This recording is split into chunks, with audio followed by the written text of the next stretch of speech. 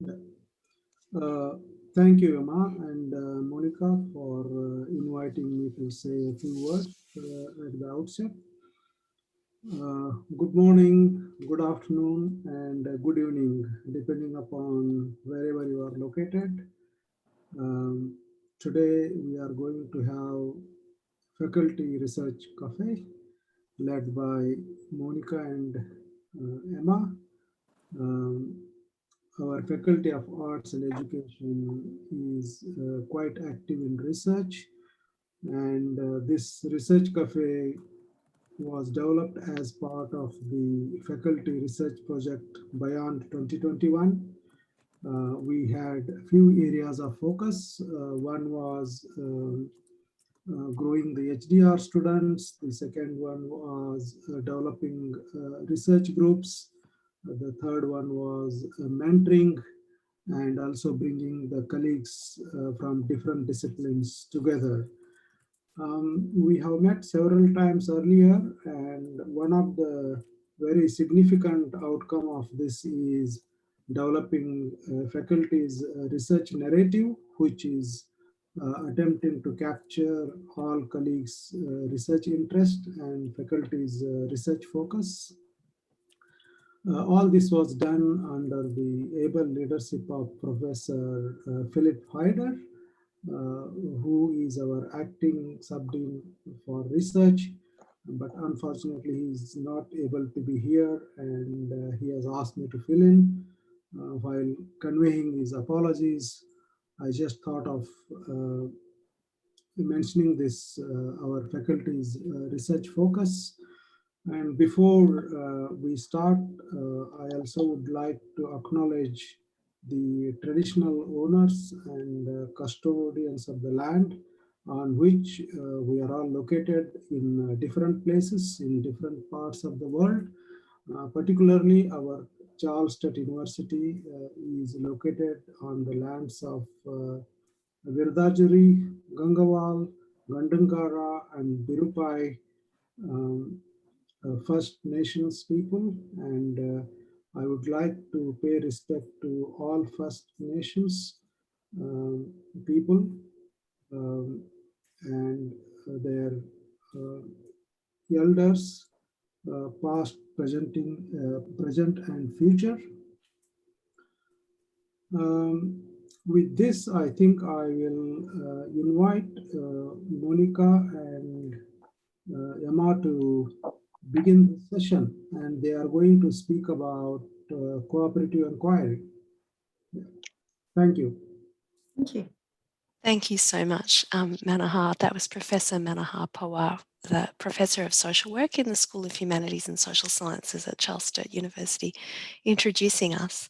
My name's Emma Rush. I'm a philosophy lecturer at Charles Sturt University and a member of both the International Network of Co-operative Inquirers and the Teaching and Learning ThinkTank Research Network. I'll be introducing our panel presentation today. It's going to work for me. I thought we would just start, just because I know that we all have quite frantic working lives, I thought I might start by just quietly reading the abstract so that we can kind of all arrive at what we're going to do here today. Cooperative inquiry is an accessible participatory research methodology. It enables the collection of the narratives and experiences, epistemologies and practice wisdom of research inquirers. The method facilitates mutually supportive connections between academia, community, and/or industry. Our presentation introduces the Cooperative Inquiry methodology, the International Network of Co-operative Inquirers, and the Teaching and Learning ThinkTank Research Network. In this presentation, we will narrate our experiences of being co-researchers, co-inquirers, co-authors, and co-subjects in a range of research activities utilising cooperative inquiry. Just checking in now that everyone is okay for this session to be recorded. We do intend to publicly share the recording of the presentation. We'll cease recording during the question time, but a recording of the presentation will be placed on the International Network of Co-operative Inquirers website, which we'll be showing you later in the presentation.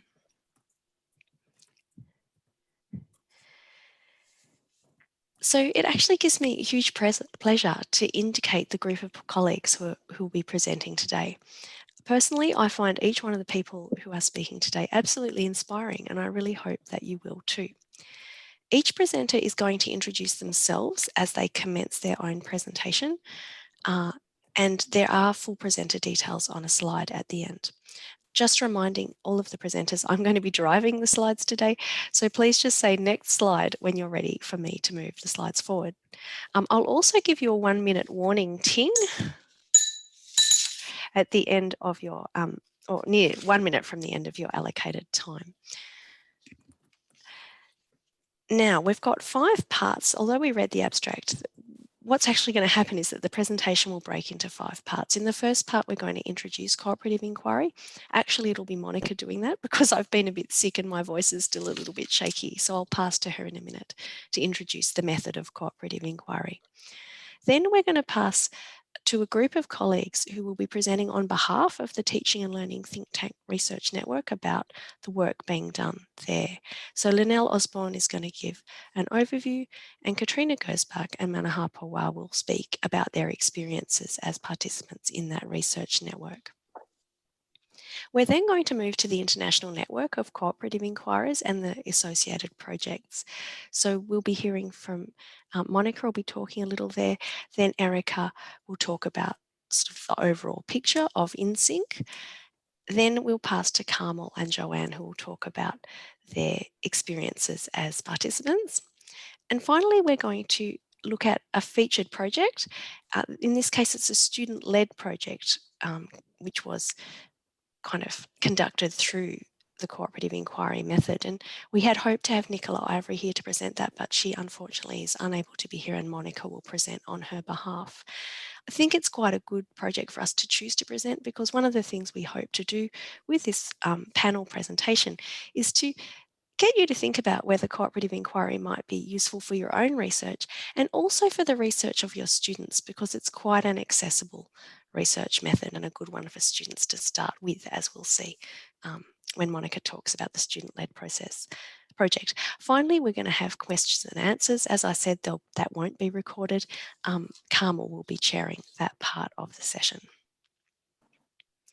So we're now going to start our first part, which is the introduction to cooperative inquiry, and I will hand over to Monica.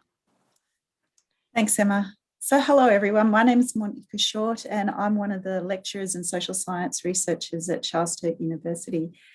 And cooperative inquiry is something that I am so excited and passionate about because it allows people to have voice. Cooperative inquiry is a participatory research approach that involves going through 4 phases.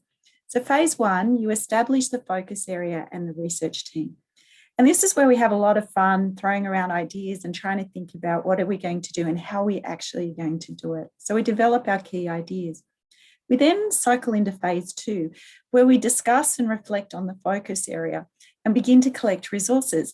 And this is just where the fun just keeps coming. We just start sharing our ideas and trying to get a real handle on the inquiry area. In phase 3, we become immersed in the topic.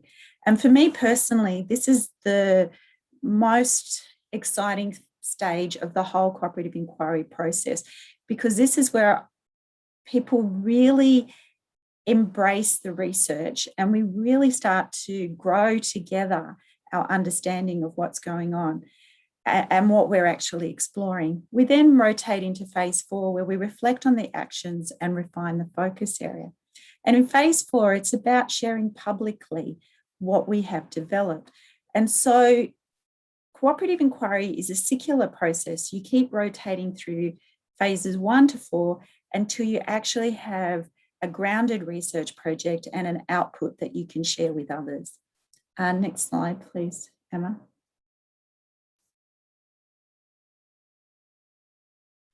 From my personal perspective, cooperative inquiry has really empowered my research.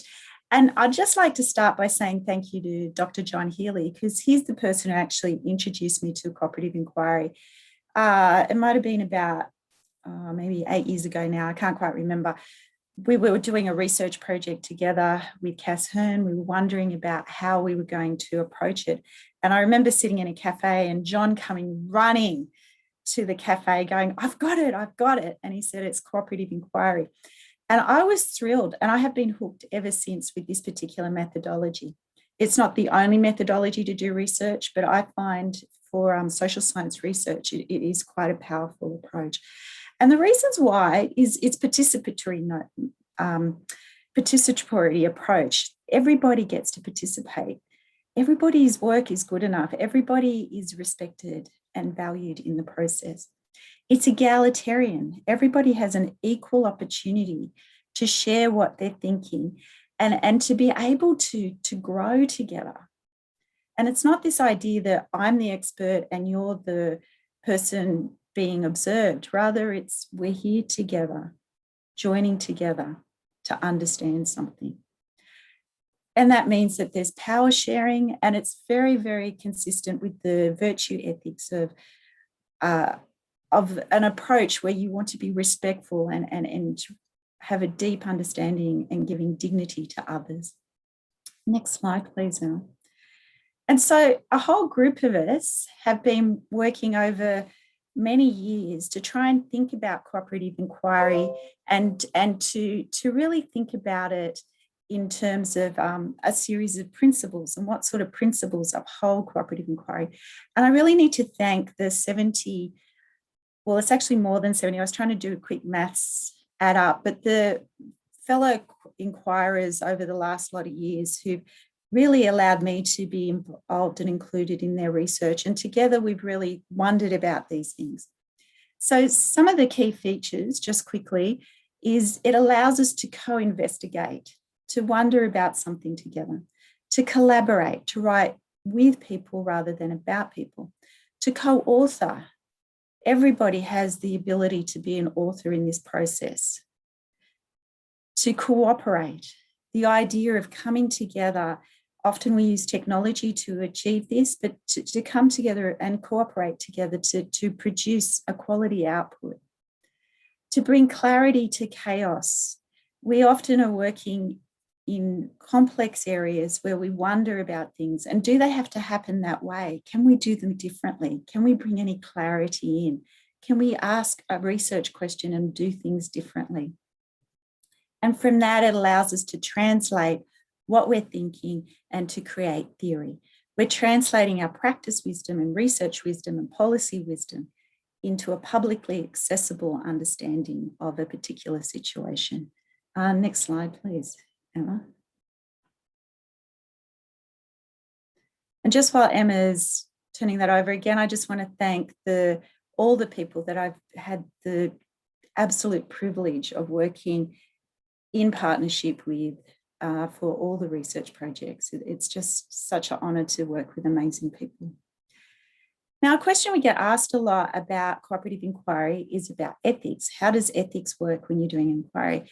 Well, ethics is really no different to what's going on with other research methodologies. Cooperative inquiry is a valid research methodology as much as all the other methodologies that people engage with. So for cooperative inquiry, it's an idea of a group of colleagues, a group of equals coming together to write together. And in writing together, obviously, we're going to be doing either high risk or low risk research. If it's high risk research, then we need to take it through ethics processes and get appropriate ethics approval according to our organisations and policies and procedures. If it's low risk research, then it's possible that we don't need to go through the formal ethics approval. And the reasons it would be low risk is when power is shared equally, there's no imbalance between anyone, where people are joint authors and there's a real egalitarian approach. If you're wanting to think about it, it's very similar to when people come together to write a thematic presentation or an autoethnographic piece or an opinion piece or do a literature review or do a critical reflection. It's that idea of people coming together as equals. And so ethics gets reflected that way. If you're in a situation where you do not need ethics processes, but you are going to look at publishing, we always suggest that you explain this in the article or the presentation that you're doing. Next slide, please. Now, I am passionate about participatory research, and I am so excited about cooperative inquiry, but it does have limitations. It is small purpose for samples, so that means that it's not necessarily representative of every situation in the world. There can be blurred aims. It can be difficult to be very clear about everything all the time. And so that's always makes an inquiry difficult. People get busy and distracted while trying to do a cooperative inquiry. We're all trying to balance other things, particularly if we've got busy workloads, and that impacts on the quality of the research. And the other thing is that we are a like-minded group of people who come together. For example, we might be a group of social workers, we might be a group of people interested in some sort of social phenomena, whatever it is. There's something that attracts us to be coming together to talk about it. And this always risks groupthink. Next slide, please, Emma.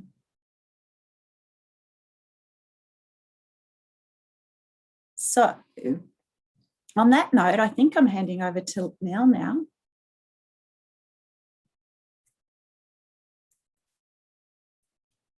Linnell's not here, Monica. Oh, okay. Do we want to go on to the next slides and come back to Linnell? And I'll just try and ring her because I definitely know that she's coming. So she might be having problems accessing the room. Katrina, are you okay to talk about your experiences, please? Yeah, absolutely. Yep, more than happy to. So my name's Katrina. I'm a lecturer in social work and human services based on the CSU Dubbo campus. So for everybody who's international and perhaps outside of New South Wales, Dubbo is a small rural town that's probably, I guess everybody kind of knows Sydney. It's about 5 hours west of Sydney. I live in an even smaller town than that, and I'm a parent to little kids. I've been teaching at the uni for the last 5 years in a teaching focused academic position. As with, you know, anyone in our role and our position in academia, it's really a bit of a career trajectory that we, I'm sorry, I've got the flu, so I have really bad flu brain also, that we move into research. But for me and everything in my life and my current role, I really like teaching and I'm really time poor. So research was always this big, scary thing that I kept putting off. I would, you know, I'd have my yearly review with my manager and I would just say, you know, next year I'll jump in and do some research. And for me, it was sort of like, you know, I'm pretty happy and comfortable where I'm at. Research seems to be, you know, a bit of a stretch. However, I was kindly invited by the think tank and Monica to join a cooperative inquiry in 2020. And I jumped at this opportunity because I knew that I was going to be going into this experience with really supportive colleagues. So really briefly, what I wanted to speak about today is the way in which cooperative inquiry provides early career researchers or early career academics as a really soft entry approach into research in a lot of ways, which has been my experience. You'll also hear about the student experience with cooperative inquiry later on today. And I think, you know, there's a lot of similarities there.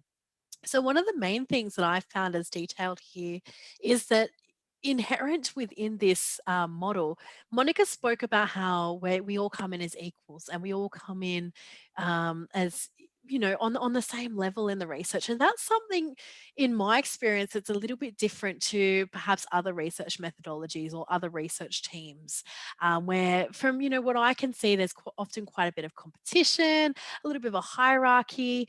You know, you have in the very nature of classifying somebody as a researcher, you've got sort of those classifications of early, mid-career, and, you know, experienced researcher. Whereas coming into cooperative inquiry, we've got people with decades of experience in research, and then you have people with very little research, such as myself. Coming in as equals into a project inherently for me meant that there was quite a lot of informal mentoring happening. And this wasn't in the terms of, you know, let's mentor you because you're new to this and let's help you wherever we can. It just came naturally as part of the, you know, the environment of the research. So and it took a really nice approach where it wasn't necessarily that, you know, I'm mentoring you, but it was all let's work together and mentor each other. And perhaps there's some things that, an early career researcher may bring to the team that will benefit others in the team, as well as those with more experience in research benefiting an early career researcher. So for me, that was really important for my professional development, being on a team of cooperative inquirers. I stepped outside that comfort zone, which has been a big roadblock for me. I haven't wanted to step into research because it seemed to be this, really big thing I had to take on with a lot of, additional responsibility and time and perhaps not a lot of guidance. And this was a really nice, as I mentioned, soft entry approach, and the development of relationships. So I think inherently, research sometimes can be perhaps quite isolating. You, of course, develop lots of different relationships in all the research you do, but due to the very nature of, the competitiveness and hierarchical nature often of research, particularly in the current economy, I think research may sometimes come secondary to the product, perhaps, for want of better words. But what I found with this methodology is that relationships were really at the core of what was happening there. And there was this great sense of respect and empowerment in the way that the research was undertaken. And all of the roles and responsibilities that everybody took on board. And that's really all I want to say about that today. But at the end, where there's questions, please feel free to ask me anything that I might be able to help with. So thank you. And Lynelle, I can see that you're here. So I'm going to pass over to the wonderful Lynelle, and we'll backtrack a little bit to think about the methodology a little further. Thank you. Hi, everybody, and thank you very much for being here and listening to us today. So I'm Lynelle, and I'm in our little system. What we did with all our 17 cooperative inquiry researchers is we looked at learning, what we got out of teaching online intensive skills during the COVID-19 epidemic. And what I'm showing you here is a Wordle. So if you can imagine all of the text that everybody put in of all of their experiences and what their insights were about teaching in this online environment, you can see the major themes that came out of everybody's contribution. So 17 people, including IT educational specialists. Now, I know a Wordle is, it's not really, it's not fantastically credible research, but it's a really good visual for you to see what it is that our academics were mostly focused on through their research and through their investigation. So can we go to the next slide, please? Thank you. So what's happened is we had those 17 members, so it included all your academic teaching staff and your IT specialists, particularly looking at online intensive skills. And out of that, what's developed is not only a paper for that's being published, but have a look at the rest of the new developments that are coming. So can we pop over to the next slide, please?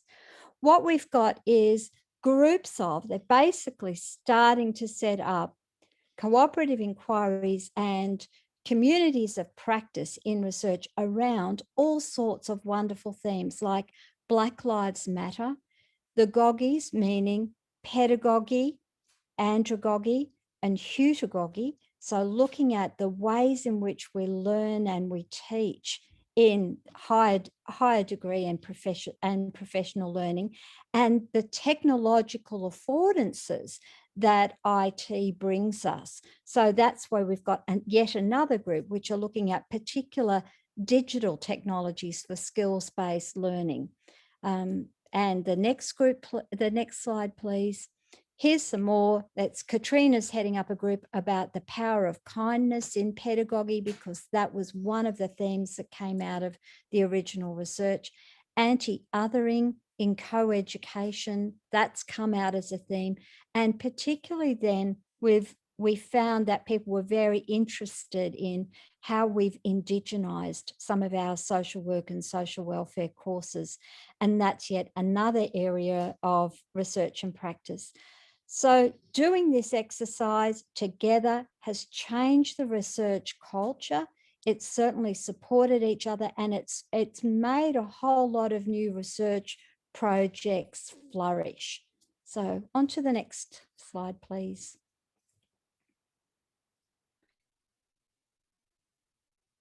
Manaha, over to you.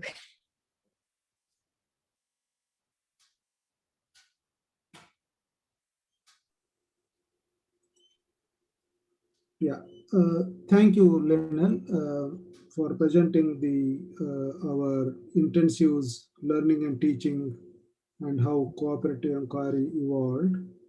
And I'm going to share some of my reflections on cooperative inquiry.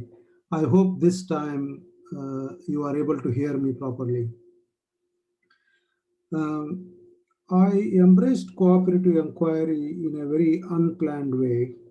But more I think about it, the more I experience about it, I feel quite encouraged by cooperative inquiry. One of the things that appeals to me about cooperative inquiry is its values. As our colleague Monica Shorts covered in her presentation, um, the fundamental basis of cooperative inquiry is participation. So it is a participatory research, and it is egalitarian, it is empowering, and it is based on basic respect and human dignity.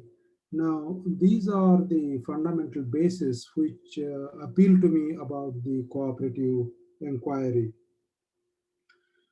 And we engaged in this cooperative inquiry because of our COVID-19 circumstances, which compelled us to run our social work intensives online. Otherwise, our students used to come to campus and we used to run the courses face to face. Because of the COVID-19, we were all, though it was inconvenient, we were all committed to offer the quality education to our students, which also required training in relation to face-to-face interview techniques.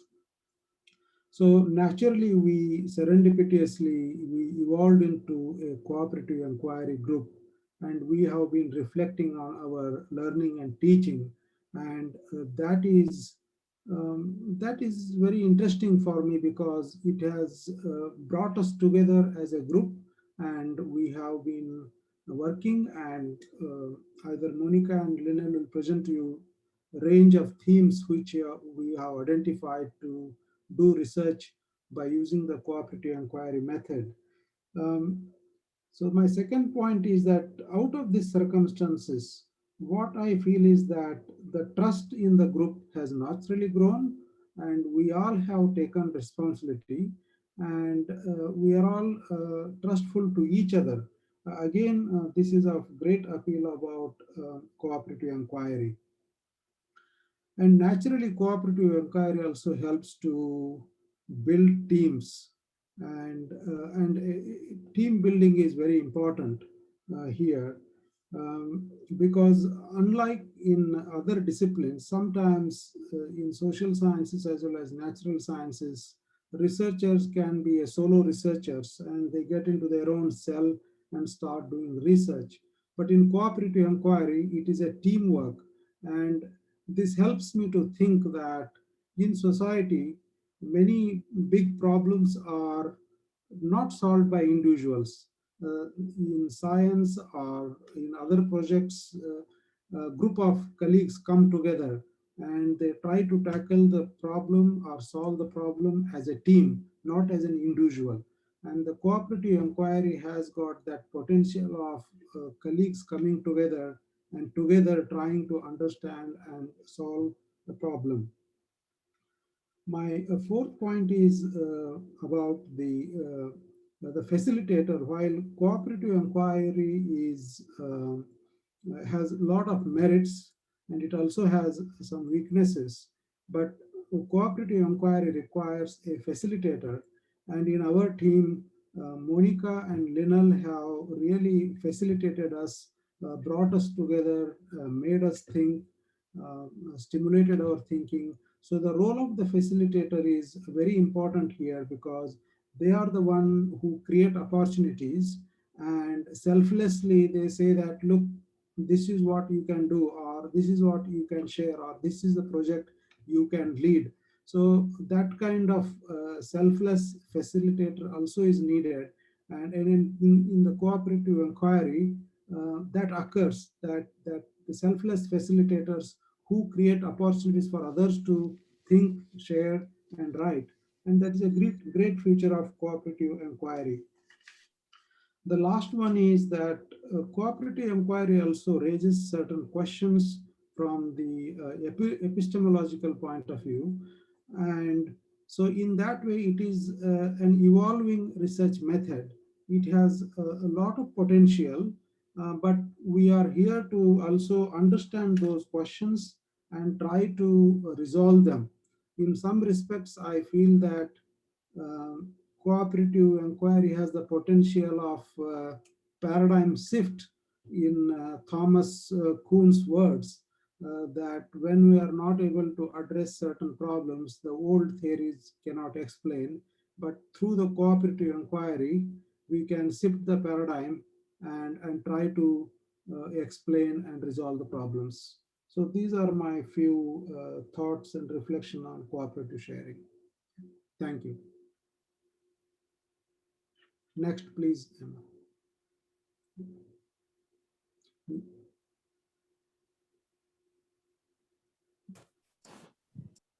So now we're going to move into thinking about cooperative inquiry from an international perspective. The International Network of Cooperative Inquirers, in some ways have been going for, parts of it has been going for about 7 years, but more formally, we've been formalized over the last 12 months to 2 years. And so it's great delight to introduce you all to the International Network of Cooperative Inquirers. And these are our current members. We're a growing group, and there's some more people who are becoming very interested in and are looking at joining our network. And as you can see, we're a network not only from Australia, but internationally as well. And it's a real joy that we've got some of our international members of the network online with us, and you'll hear from them soon. Next slide, please. Oh, sorry, Emma, I should go back. My apologies. If anyone has any questions about the network, please feel free to contact me. As you can see, my name and email is up there. And we also have a domain which you can look at. And I think Emma's going to take us over to have a look at the internet site. We're very excited because it's new for us.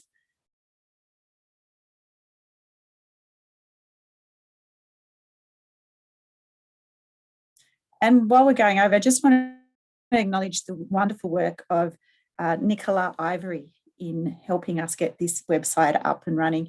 And also, actually, I've got an acknowledgement towards our funder as well that helped fund the website, and to also CSU for hosting the website. So if you have a look here, you can see some information about who we are and our principles, and a bit about our history and how you can join us, and our partners and our awards and stuff. And then if you scroll back up, please, to our research.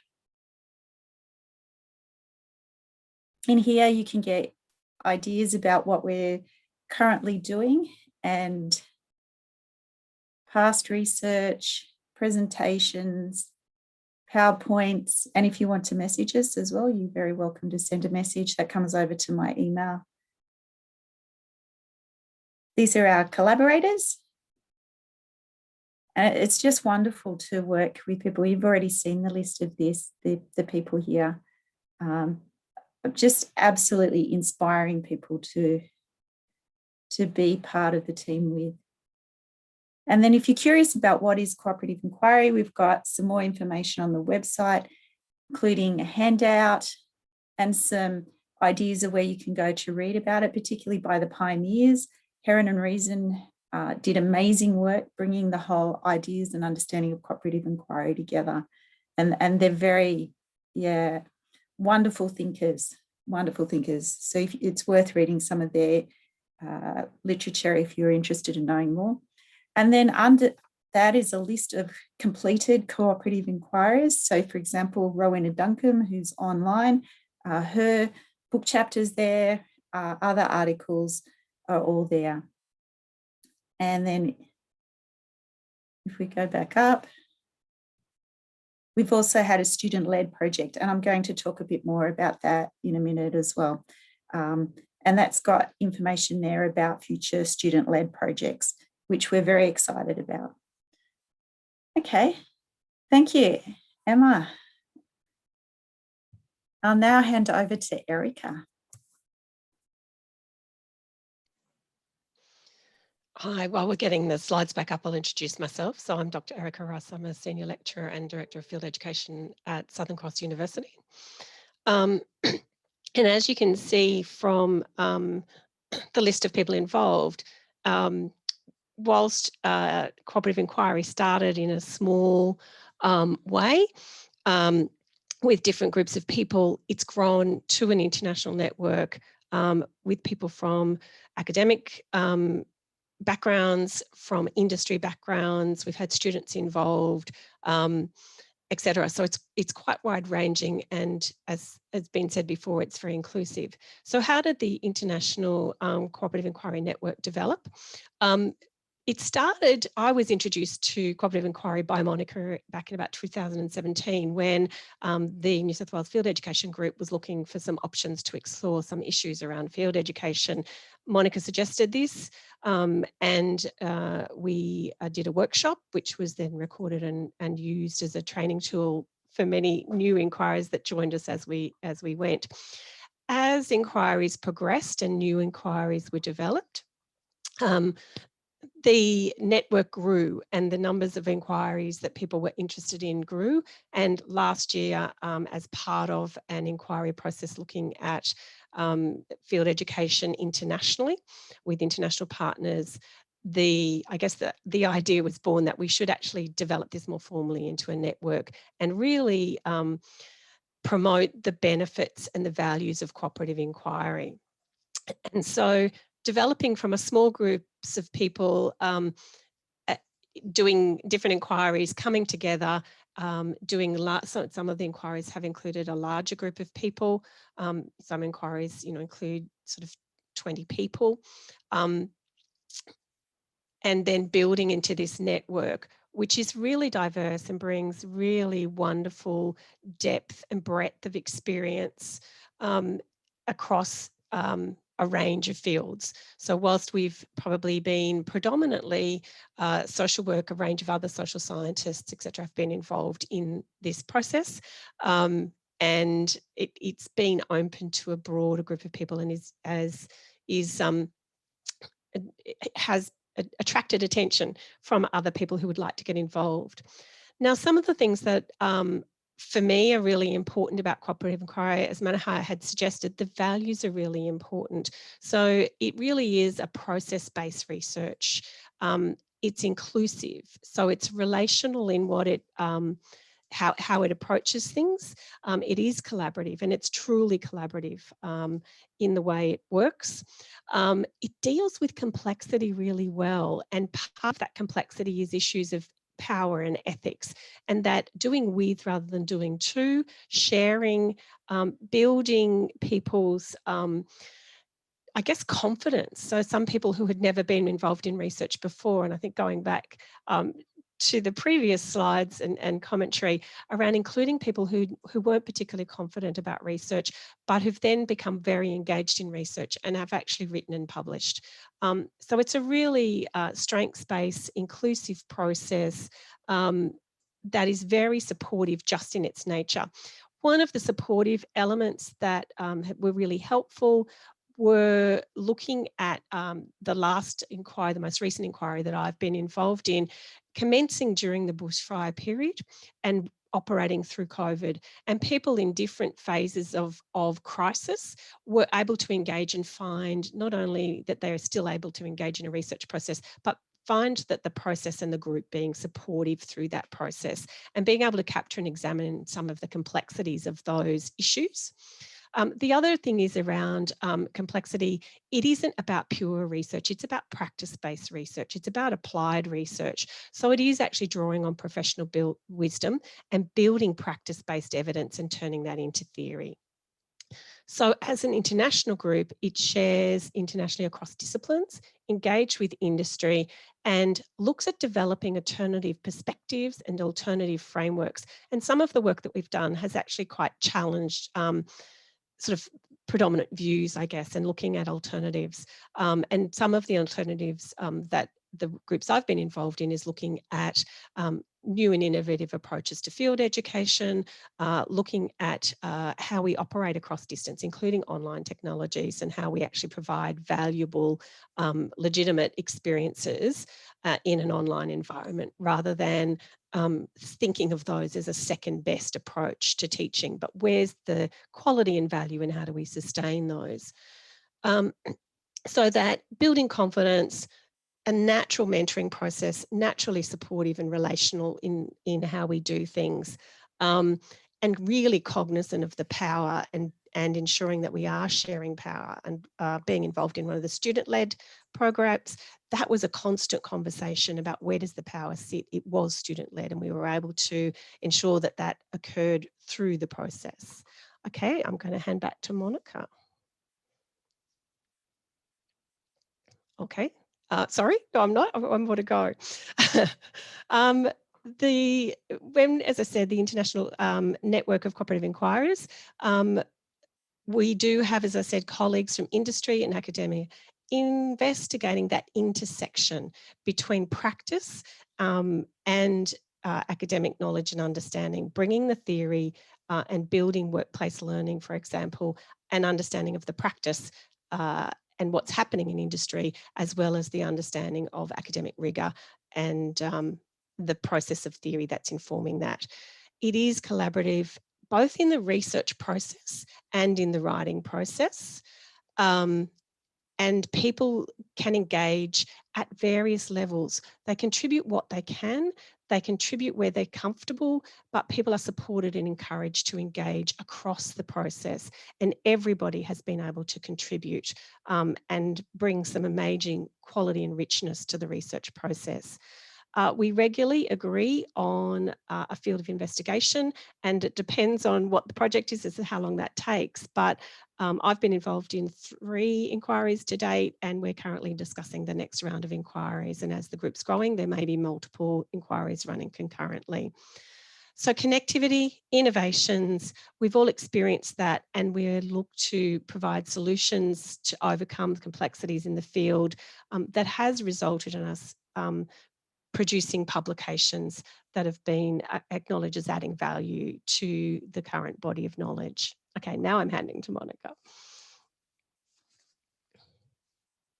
So before we go to Carmel, we're going to stop sharing the screen, and we've got a colleague in Canada who is an apology for not being here today, but really wanted to present her experiences of cooperative inquiry. She's got a brilliant excuse. It is the wee early morning in Canada, and so the time zone did not suit her at all. But I'm just going to share my screen, and I'm going to virtually hand over to Brenda Morris. If I can get it to work. Here we go.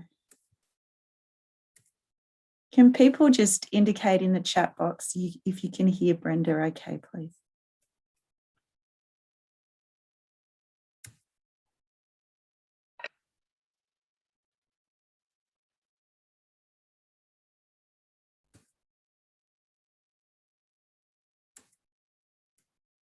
Seem to not be working. Can people hear me? Can you put into the chat box? We seem to have frozen on Brenda.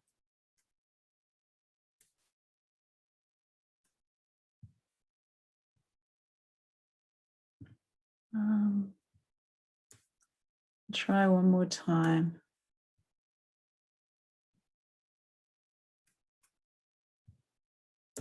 Sorry, everyone, we can't get we've had series of recording issues with this PowerPoint. It's a shame because Brenda had done such a beautiful presentation.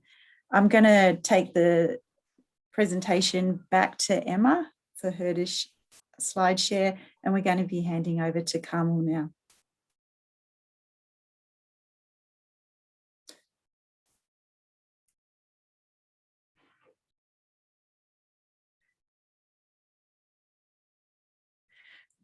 Good morning, everybody, from Cork in Ireland.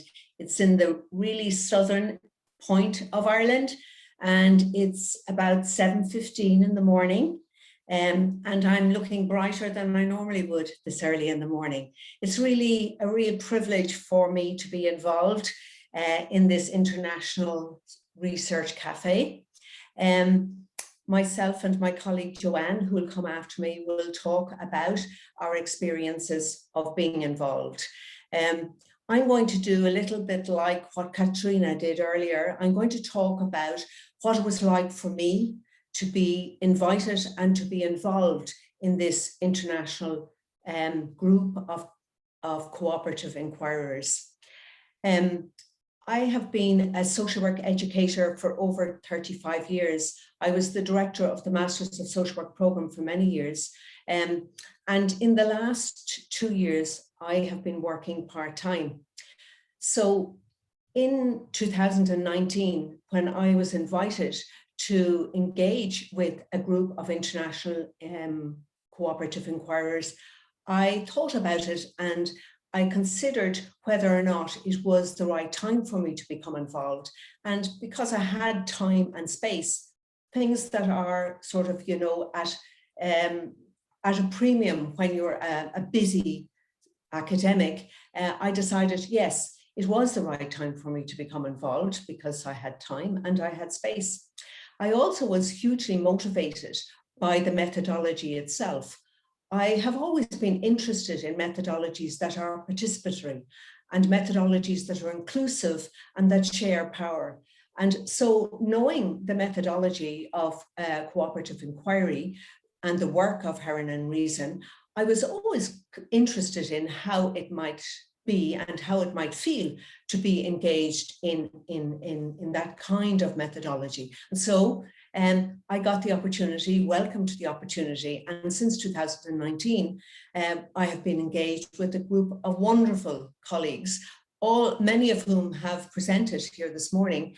And I'm going to just talk to you about how I am the exemplar, if you like, of all of the principles and practices and values that Monica and Emma and Manhar and Katrina and Erica have spoken about, which is what, you know, recommends cooperative inquiry to others and to me. So basically, being involved in cooperative inquiry with a group of cooperative inquiries starting pre-pandemic was interesting because we are a small island in Ireland, and sometimes we can feel quite cut off from our colleagues internationally. And so I was always seeking to be involved in a more international sort of grouping. I have already previous experience of working with a group of reflective practitioners in an international context in a collaborative kind of way, but we didn't use cooperative inquiry in that particular group. And there are great similarities in terms of the values and principles of cooperative inquiry and reflective inquiry. And so that again really excited me. So basically just to say to you that the concepts of collegiality, where we come together, we co-participate, we co-author, we are co-subjects, and we are co-inquirers. All of these principles are exactly what I experienced with my group of colleagues in Sync. And it's been really exciting and motivating for me at a time in my career when probably I needed a little bit more excitement and you know, motivation to become involved in research and in publication. So the process, the timing was right for me. I had the space and time. I was hugely motivated to engage in something new. The idea of the international context was really something that was very exciting for me. And post-pandemic and pre-pandemic, island people liked connection. And so this offered and afforded a connection. So the practice-based applied nature of our engagement was also a real attraction, because I have always been interested in practice and always been interested in how to teach and how to mentor students for practice, always experiencing the theory and practice divide in the classroom, and trying to kind of subvent that divide in some ways. So I always thought that research allowed for the bringing together of practice, research and academia. And certainly InSync has proven that to me, that makes it possible to bring together the strands of research, of teaching and of practice. The fact that it involves practitioners, academics and people in the community is also a huge attraction, because the conversation and the interaction and the engagement is always so much more exciting and so much more compelling, if you like, in terms of becoming involved. So I would like to say that, you know, the last 2 years of my involvement with the colleagues here today has resulted in a regeneration of myself as an academic.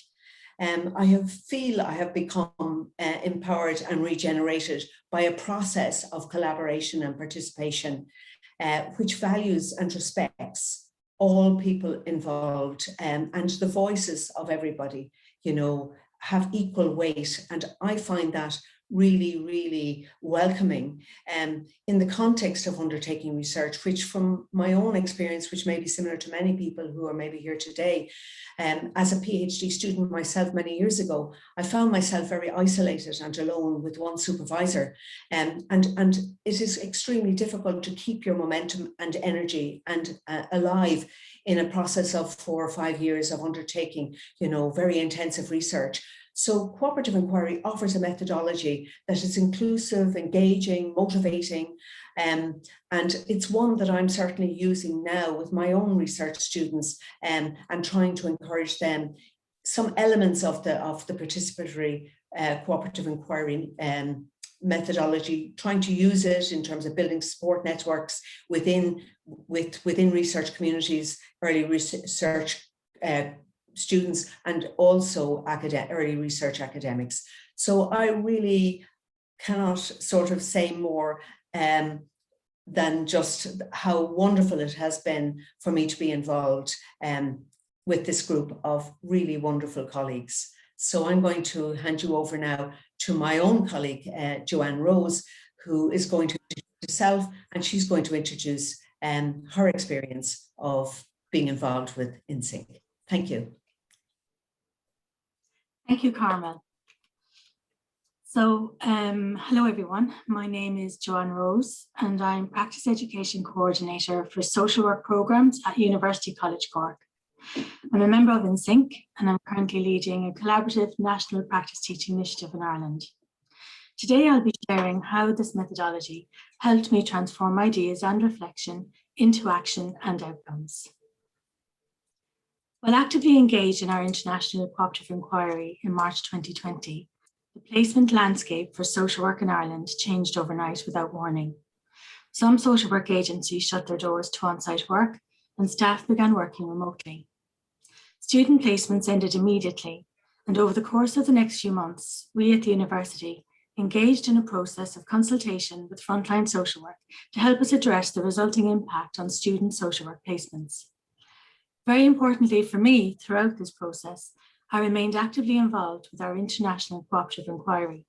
And so as our context in Ireland changed so dramatically and so quickly, I found that I developed a knowledge and skill base that enabled me to contribute towards designing new and innovative responses to placement challenges, informed by cooperative inquiry methodology.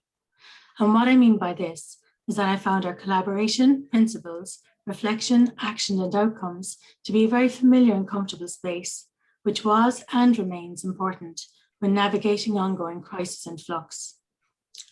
Our cooperative inquiry interrogated through narrative therapy each international case example, and so my knowledge about the challenges, advantages, and factors that support quality learning for students expanded.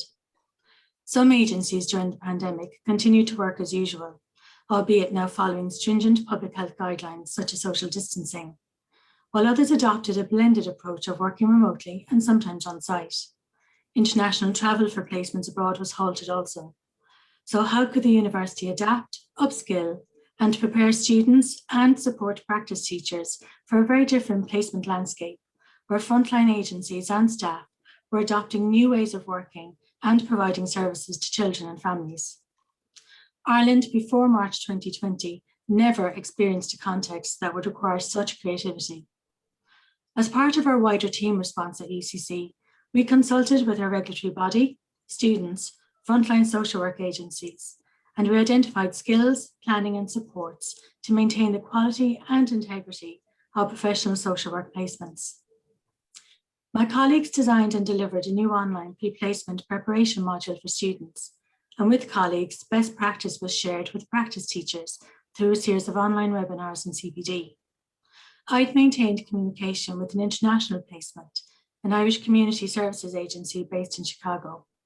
The practice teacher there had identified issues such as social isolation and digital exclusion, which we discussed, and an idea was generated. We agreed to explore the potential for remote student placement, and the practice teacher identified their youth and family services as an area that a student could contribute positively to, while also meeting their learning needs, and so began the redesigning of an international professional social work student placement.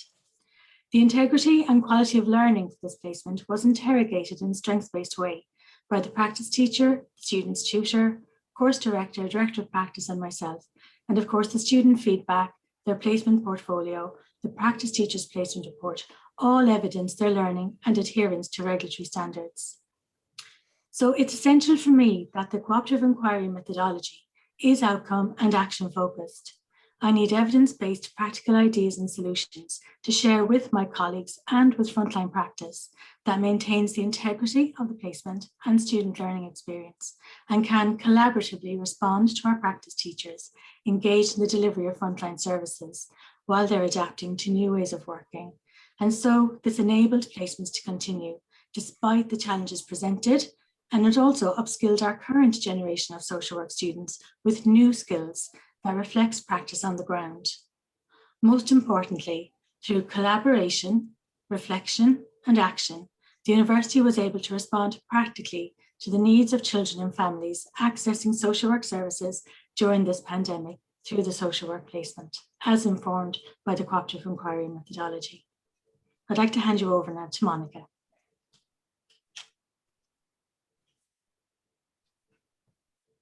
And that was brilliant. And thank you everyone who's gone before me. Wow, very impressive. Okay, so unfortunately, the next presenter, due to unexpected situation, is unable to be with us today. That's Nicola Ivory. Nicola has worked very hard behind the scenes to ensure that things go well for the International Network of Cooperative Inquirers. People don't often see what she does, but she's a very, very important, equally important person in the network. For example, she does things like design our websites and stuff. So she just does a lot of work. So I just really want to honour her and everybody else who's in the network who's not here for today's presentation. So Nicola was going to talk about one of the projects we've done through Cooperative Inquiry, a student-led cooperative inquiry. Now, the reason why we chose this project as our feature project, as you can hear from previous presenters, there's lots of wonderful projects we could have chosen. But the reason we chose this one is because it's an international network of cooperative inquirers project, but also two of the members are in the Learning and Teaching think tank. And so we thought it was a natural one that kind of brought the two groups that do cooperative inquiry together. So in 2020, 4 social work students, Laura Gerstenberg from Charles Sturt University, Georgie Lomas from Charles Sturt University, Emma Kennedy from Charles Sturt University, Emma Kennedy from Southern Cross University, and Kelly Fletcher from the University of New England, undertook a cooperative inquiry alongside their research placements. And what had happened is they were doing a placement, planned to do a placement, or about to start a placement, depending on which person we're talking about in the 4 of them. And COVID had hit and they could no longer do that placement. So they translated quickly to an online environment, and we set up opportunities for them to do a research placement. But the students also wanted to engage in their own research about the experience. So in partnership with the University Centre for Rural Health, University of Sydney, the students and the supervisors and the centre, we all came together and were able to partner together to do a student-led cooperative inquiry with Nicola Ivory as the research fellow for the research. The aim of the inquiry was to explore the student experience of remote research-based placements. Specifically, it sought to explore how social work students from regional universities experience online and remote research placements during COVID-19. Next slide, please, Emma. Thank you. And so what happened was the students led a research project. So the aim of the project was to document the experience of social work students undertaking a remote research-based placement during a pandemic. The students picked their topic themselves, and then they collected the data and ran the cooperative inquiry with our support. What we would do is the supervisors would meet with them for 1 hour, and then we would leave, and the students would meet by themselves for an hour after we'd leave. And the idea behind that was so that it was a very authentic student-led experience, and that to ensure that the students had both support from experienced researchers, but also the freedom to be their own researchers and have equal power. And out of that, 4 themes emerged: the importance of translating social work communication and relationship skills to online environments, developing professional identity in research, remote research-based learning context, the challenge of supervision during COVID-19, and research being guided by social work values of respect for persons. And then through that, the students themselves, the wonderful people, they were able to identify their own self-learnings and reflections. And they realised that through cooperative inquiry, this is the feedback we've got, and this is public information, that the students together gained a greater appreciation of the role of research in social work. They enhanced communication skills and research skills, which prepared them for a range of roles that address the complex range of contexts in which they will practice social work, and solidified the link between social work practice and evidence base, which research creates. So we were quite surprised by how much quality and learning the students received from the placement. And it was an absolute joy. And if we go on to the next slide, please, Emma. So the reason we showed you featured this project was to try and show the flexibility of the cooperative inquiry methodology and how it can be used in a range of settings, and also how people can take ownership of the research and run with it, even in the most unusual situations, such as the students having to do their own research during COVID-19. Now, this research project would not have happened without a whole range of people being involved. It was scaffolded by a lot of thought. We really worked hard on the pedagogy behind it. We wanted to ensure there was an authentic pedagogy experience, and we wanted it to be a cross-university experience as well. So on behalf of Nicola Ivory from Charles Sturt University, Louise Whitaker from Southern Cross University, Erica Russ, who is now at Southern Cross University, and myself, we wish to acknowledge the following people in supporting this project.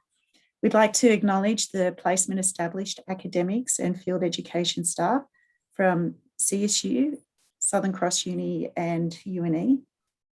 We're also thankful to the team for the University Centre for Rural Health, University of Sydney, for their generous support for this student-led research project with regional universities during COVID-19. We particularly wish to mention the wonderful Robin Fitzroy and Frances Barraclough from the Centre, who did a lot of behind-the-scenes work, including offering extra professional development opportunities for the students who were involved. And without each of those people, this project would not have happened. And right now, the students have drafted their own journal article, and that journal article is before a journal. So we're hoping that that will get published in the near future. Now, on this note, I'm about to hand over to Carmel, but before I do that, I just also would like to take a moment to thank Philip Hyder for being willing to encourage us to do a research cafe and to really think about the research methodology of cooperative inquiry. I want to thank all the wonderful people who've participated and done an outstanding presentation. You're all wonderful. Thank you so much. And I'd like to also thank Donna Bridges, who did a lot of behind the scenes setup in allowing this presentation to occur, and also Manaha Pawar, who helped create the opportunity as well. So thank you to all of you. And it's an absolute joy. On this note, we're going to stop the recording. Just before we do that,